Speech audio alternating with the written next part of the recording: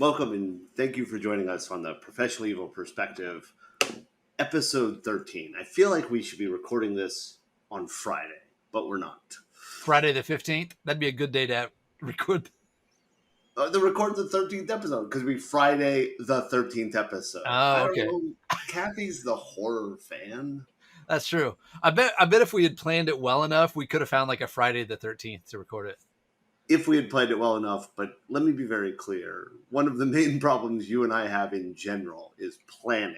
So we did miss an episode, which we've missed a few here and there. We missed one back in May when we were at Wild West Hacking Fest. And then two weeks ago, I know you had COVID, my family had COVID. It was just kind of all around a bad. Yeah, it's been a bad couple weeks. Yeah, for scheduling. But here we are. We're back. Did I introduce myself? I'm Nathan Sweeney. I'm Kevin Johnson. And here we are. We're not real good at this whole thing. You know what we should just do is, I think we should start a podcast where we just take all of the non-senior people at Secure Ideas, let them discuss security, and we'll see how well it works. Well, you know, Kathy's lost her dog. It can't be worse. So Kevin, I had a client contact me the other day. Actually, so here's the full story. He reached out last year. The full story. He reached out last year, like June, July last year, 2021. Said, hey, we need to do a pen test. It's really important. It's been a while. Like, we know we got issues. We need to have a pen test. Okay, great. Let's do it. We gave him an SOW, all this stuff. He said, okay, we're probably going to have to put it off into, past our fiscal year so that we're starting for the next year, but we're ready to do this. Awesome. Reached out to him several months later, nothing. Several months later, nothing. Several months. We ran into him at a conference. He said, hey, we're ready to do this. Awesome. Let's do it. No response. Finally, he gets back to me. He's like, man, I am so sorry. It's a pipeline company. And the TSA put out guidance for critical infrastructure for protecting the pipelines, right? Because this was after the ransomware thing with... Because TSA has done so well at protecting the airlines and everything else. Exactly. Why is TSA? Because it's critical infrastructure. TSA is like underneath the guidance of transportation security. It's lots of stuff related to critical infrastructure, which I'm like, you know what? NERC does a really good job with critical infrastructure. Why wouldn't you know how you solve the pipeline problem? You take off your shoes before you go in to maintain the pipeline. Yeah, and your belt. Take your laptop out of the bag. Took me a minute to figure out where you're going. So the TSA, I don't remember when this was. I want to say it might have been last July or August. Do you remember? I don't know. Basically, last summer, the TSA put out this huge guidelines of if you protect pipelines or if you have responsibility for pipelines, here's all of these additional controls you have to do. Okay, great. You know what all of those pipeline companies did? I'll give you a clue. They didn't invest more money into InfoSec. They took the people who were doing the bare minimum they could already with the resources they had, and they said, okay, don't do all of this other stuff. Now let's focus on this compliance crap that the TSA is making us do. Yep. So my client who said, hey, we know we need to do this test. We've got some issues. We need you to help us find them, Okay, great. We got to put that off now until we can fill out all these spreadsheets and all this compliance requirements that the TSA put out before we can get back to doing the stuff we need to do. I know that you're smarter than I am, but it bothers me every time you say TSA because I'm like, are you sure? Hold on. It doesn't make sense. I'll send you a link. It's right here. I believe you. That's why I said I know you're smarter than I am. Yeah, so this was, and we'll include a link in the notes. DHS announces new cybersecurity requirements for critical pipeline owners and operators. But DHS is not TSA. The first article, the TSA, the Transportation Security Administration, announced the issuance of a second security directive that requires owners and operators of TSA designated critical pipelines that transport hazardous liquids and natural gas. TSA. Blah, blah, blah. Oh man, thousands standing around. Oh man, I feel like there's an obligatory acknowledgement that for years I used to opt out of the nudie scanner. Right? Like every time I went through the nudie scanner, I'm going to opt out. I'm going to do my duty to protest and make sure everybody sees me getting groped. My freedom groped. Protest. It wasn't just a protest thing. My worry, and I think you had the same one, is that there wasn't enough information about how much radiation that thing put out, or radiation is the wrong word, but right. And with the sheer number of times we flew, I'm not worried about it for like my The concern normal person, yeah. was, yeah, I travel 80% of the year or something. I'm in an airport every other week or every week or whatever it was. That was my concern. Yeah. And to protest. That's fair. I don't think I don't think I had the legitimate health concern. I mean, if you see the stuff I eat, Let's be very clear. I don't know that it was a legitimate health concern. okay, I just fair said, enough. So here's the topic that I want to bring up, and I feel like this happens a lot with government. Is, hey, we got to do something. There's this problem. We Yep. don't know how to fix it, but we can't be impotent and not do anything, or we can't appear impotent. So we're going to do something. And that something ends up causing more problems or unexpected, unintended consequences than, we had before. well, yeah. And we see this across the board with lots of different things, right? We say it happens with government. You're absolutely right. It happens with government all the time. I mean, in 2000, was it 2016 that Trump took office? Yeah. Yeah. So when he took office, and I want to be very clear, I am in no way saying, yay, Trump. I mean, I literally just said those words, but I said them sarcastically. That's the soundbite. We're gonna pull that out and use that. Yeah. Oh yeah, thanks. One of the things that his administration put forward was that if you put forth a regulation, you had to put forth two regulations you were removing. Right. Right? Which, as a small government person, I like that in theory. I see problems, right? Yeah. To me, that's almost the same thing as saying to developers, you'll get a bonus for every bug you fix. Yeah. And they start adding bugs to Adding fix bugs, them. things about it. Right. Yeah. Well, Um, it's like if you go to your dog and you say, hey, you don't have enough money this month. What are we going to do? The dog's going to say, you need to stop buying cat food. Right. Like, yeah.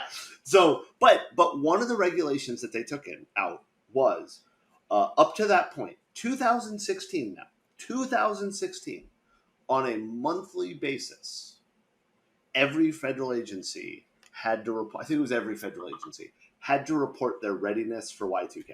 I remember. Yeah, it supposedly cost millions of dollars a year to do this. Now, my understanding is most agencies had already stopped reporting their readiness for Y2K, 16 years later. And the ones that didn't had probably automated the process, so it's a compliance checkbox. So. God, I hope so. Right? I have an autoresponder. That just we're ready. There's a little part of me hopes that there's some old dude that was like employed by the National Park Service that just set up in the mountains, and every month his job was to send that report, and he was just fishing and enjoying the land, enjoying life, right? Yeah, I'm a park ranger. Me and Yogi Bear are hanging out. But by golly, we're ready for Y2K. We're ready. To me, I feel like if that would have been me, I would have written back periodically. Nope, not ready. We're very, very concerned about the impact of Y2K. Like in 2012, I'd be like, yeah man, we're way behind the ball in this one. We need funding. I don't know what we need to do. But we see this all the time. I mean, you and I, we've worked at enough companies, right? As employees how many times do you have a new control in place that, what about that company we were working with? The power company we were working with, they had a bastion host that they were required to go to get into the ICS systems, the control systems. And we're sitting there. I want to say it was you sitting there with me, or was it Kate? We're sitting there in Tell the me office. the story, because I don't remember. Okay, and the guy we're working with says, "Okay, I'm going to connect into the Bastion host. We'll check some configs. We're doing that type of assessment." And he connects into the Bastion host, and he starts to do some stuff, and he loses his connection. Right.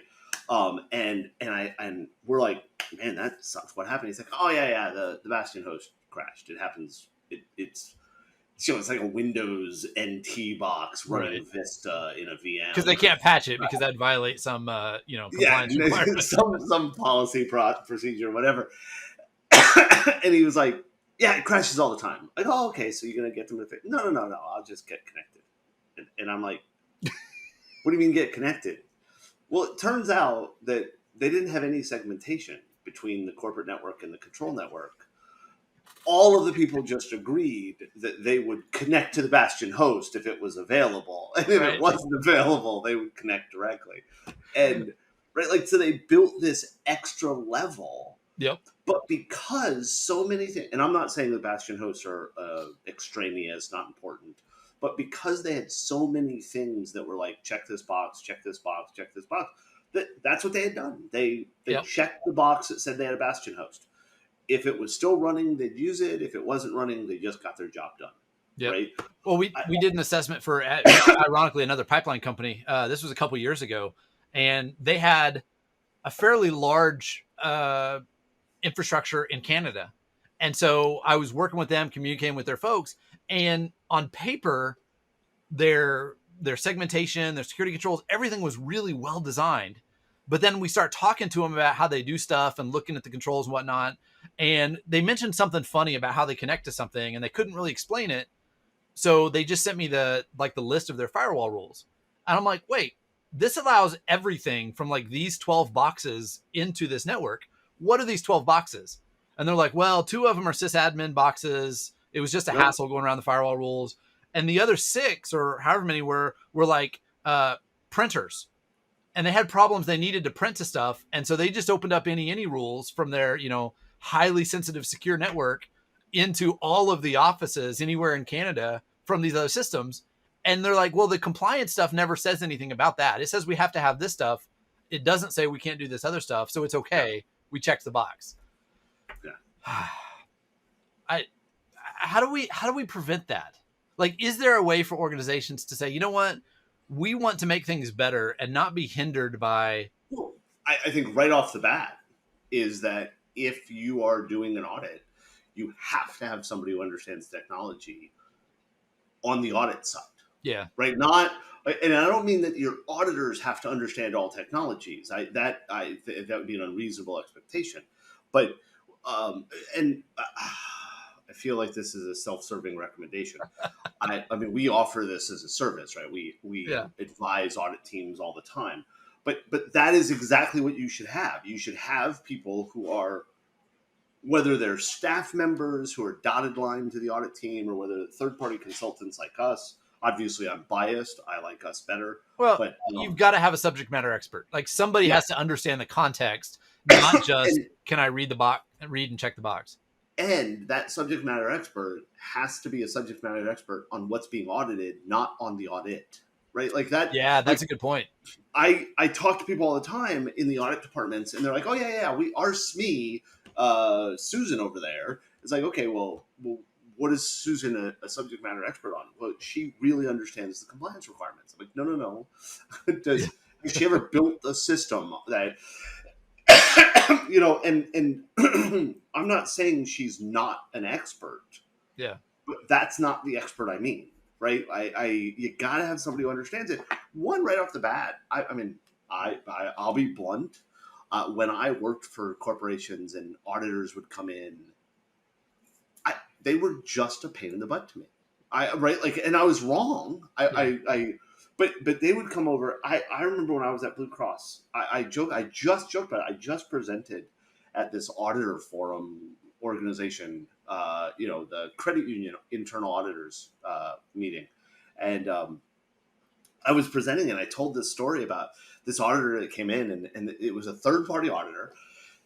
And this guy came in, and the week before he showed up, we had done the kickoff call and everything, ready for him to come in and do this audit. And he had a unique enough name that we found his middle school band picture. That's just wrong. Oh, it gets worse. Oh, gosh. We hung printouts of this man's middle school band picture in every cubicle that he was going to visit for his audit. So, like, if you were one of the team members that he was coming in to audit, you had his picture hanging up in your cubicle. In Right. some cases, we photoshopped them into like family pictures or vacation pictures, Right. right? Like we went all out for this dude. The guy was there for weeks, Yeah. right? And had to look at that. At no point did he ever acknowledge that his middle school band picture was hanging in his cubicles. But we knew he saw it because you could see him. He would walk into the cubicle and he would like look around. See it, nod, and sit down. Like that was. I met up with him like a couple years later. I had left Blue Cross, joined in Guardians, and I had posted on LinkedIn or something about me teaching, and this dude reached out and said, "Kevin, you might not remember me. I'm blah blah blah. I'm actually going to be at the conference you're speaking at. I'd love to grab." A drink or dinner or whatever. Mm-hmm. And I'm like, yeah, done. Let's do it. Let's get together for dinner. We had dinner, and he actually told me that it was the funniest thing that ever happened to him. But he was not giving us like the satisfaction right of acknowledging it. But he did say that he used it to figure out if he was in the right cubicle. Like if he walked into a cubicle and it didn't have his picture. He was in the wrong place and he left, which I think is awesome. But we wonder why auditors are so pissy all the time. Like, I'm sorry, we wonder why auditors are so pissy all the time, right? Like, let me be very clear. I acknowledge completely the misery I subjected the auditors that I had to audit my stuff. But I think part of the problem is because one, at the time, and I want to be very clear, I was wrong. I did not respect what they were doing. And part of the reason why I didn't respect what they were doing is this was, I'm not the most mature of. I know, Nathan. Surprising. Oh man, of course, Kevin, you're the most mature person I've ever met. I'm not the most mature of people, and back then, especially, I had no concept of why audit was there other than to make my life miserable. Right. And now looking back, I realized, man, but also I had a problem where I didn't respect them because I didn't think they were good. I felt like I've heard many people say this. They're wrong in many cases, not all, but that people become auditors because they aren't able to do.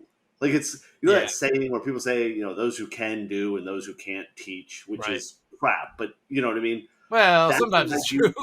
sometimes. That's how I felt toward auditors. Yeah. Right. Yeah. And so I think really part of it is that. The other part of it is I just did a presentation yesterday to a group. I'm not going to say who. That they're working on HIPAA, healthcare regulation, privacy policies, things like this, and nobody in the group understands APIs. Not nobody. Most of the people in the group don't understand APIs. Right. And they're trying to reach out to experts, but they don't even know how to vet the expert. Right? So I actually watched a presentation that they were given that said that it's okay that APIs are secure as long as they use HTTPS. And so the right solution for security and policy is to get users to understand what their data is doing in that API. It's like, what is the user going to do? Right. Yeah. How would they know? It's HTTPS, so it's secure. Yeah. Like, no, that's not true. And yes, that was where I came up with the hose analogy about filling up my aquarium. And I actually think that was a good analogy, right? Did I tell you the analogy? I heard the analogy that you were spraying water around your house. And in my head, what that meant was they made you laugh after you took a drink. So I was picturing you spraying water across the water. No. I've got a 75-gallon aquarium now, right? 65. I have a 65-gallon aquarium that I set up. It's got fish in it. It's awesome. I love it. But you have to do water changes. Right. And the first night that we did the water change, so we brought this hose. Let's not discuss the genius of Kevin, who ran a hose from a spigot in the backyard around the side of the house in through a window, ignoring the fact that door right there is a bathroom. Yeah, but I'm gonna show you. Right there's the tank. and there's the bathroom and my box of cables. And so I bring a hose all the way around the house, in through the window. I suck the water out with this like vacuum thing, right? And that worked well. And then I had to put water back in. So my daughter and I, Sarah and I, are doing it. The water gets almost to the top, right? We're actually going to do it again tonight. It's time for the water change today. And we get it almost to the top, and Denise calls Sarah out for something. She needed something. So Sarah ran out, and I'm thinking I'm smart, right? Like I can handle this, right? So gets to the edge. I crimp the end. I'm ready and I'm going to throw the hose out the window. And of course, I stumble in the process, and the hose sprays everywhere. And water goes throughout the office. I mean, not that there's anything like electronic in this office, like this computer setup, right? So water sprays. Now, luckily, most of the hose was outside. So when it messed up, the weight of the hose pulled the hose out of the window fast. But enough water sprayed in that I was mad. And I said, this is what HTTPS is, right? From the spigot to the window, nothing got wet. Right. The hose, the encrypted tunnel, kept that water going where it was supposed to go. Nobody was able to intercept that water. Nobody was able to modify the water. It got in. But if some jackhole at either end does something dumb, the client clicks on a link, the developer builds bad code, you spray water all over the inside of your office. That was my analogy. The hose doesn't make everything secure. I still got the office wet. I felt it was a good analogy. Yeah, no, that's fair. I mean, there's so many things like I was thinking of while you were talking. I was thinking of the example when PCI first came out, and they said you have to have antivirus on every system. Oh God! And people were like, we have all of these tight security controls, and like it's locked down, and we have application whitelisting, and like it's super tight. In order to support antivirus, we have to open that up. We have to allow network connections. We have to yes. We have an air gap here. Like this is completely excluded. We have to connect that in order to manage the AV. So it's less secure now, right? But that's sort of the same thing, right? It's we got to cut off. Remember that client that required us to have AV on our endpoints? And the way we negotiated it was we had a VM that was on the machine. Yeah. We had to start the VM. The VM had antivirus on it. We paused the VM. We couldn't turn it off. We had to pause it. Yeah. You remember they came into the room and checked to make sure that we had the VM running? Yeah. While we were doing the pen test? Yeah, while we were doing the pen, like, is the VM running? Yes. Yeah. It's right there paused. Okay, good. If he's installed there, yes. That was what their procurement department, our contact there, thought it was as dumb. It was actually his idea. Yeah. Thought it was as dumb as I thought it was. Do you remember our very first antivirus policy? I don't remember who it was. We had a customer that part of their, I think it was procurement, vendor management. They said, hey, we need a copy of your, no, they didn't need a copy of it. They needed to know, we had to check the box that we had an antivirus policy. Yes. And we're like, we don't have an antivirus policy. What do we do? So I went and wrote in the company handbook, our policy is do not load your malware onto VirusTotal. Right. And for a long time, that was our formal antivirus policy. That was the same exact customer that our DR policy was, take your laptop home. Right. Oh, man. All right. Yeah. Well, I think we've covered this pretty well. I don't know if we've covered it well. We've covered it long. We've told stories. So anyway, we'll. I'm gonna throw something out there. We haven't said this for a while, but if anybody has ideas or topics or complaints or rants or just anything you want us to talk to, reach out to us either on Twitter or Kevin at secureideas.com, Nathan at secureideas.com. You can find us all over. So we'd love to hear from you. Find us all over. That sounds awful. Well, we're pretty easy. I guess your name's not necessarily that unique. My name, Nathan Swaney. Unfortunately, if you can spell my name right, you can find out just about anything about me. But I don't know if that's unfortunate, but we'll go with it. All right, man. Kevin, we'll talk to you next time. Definitely. Bye.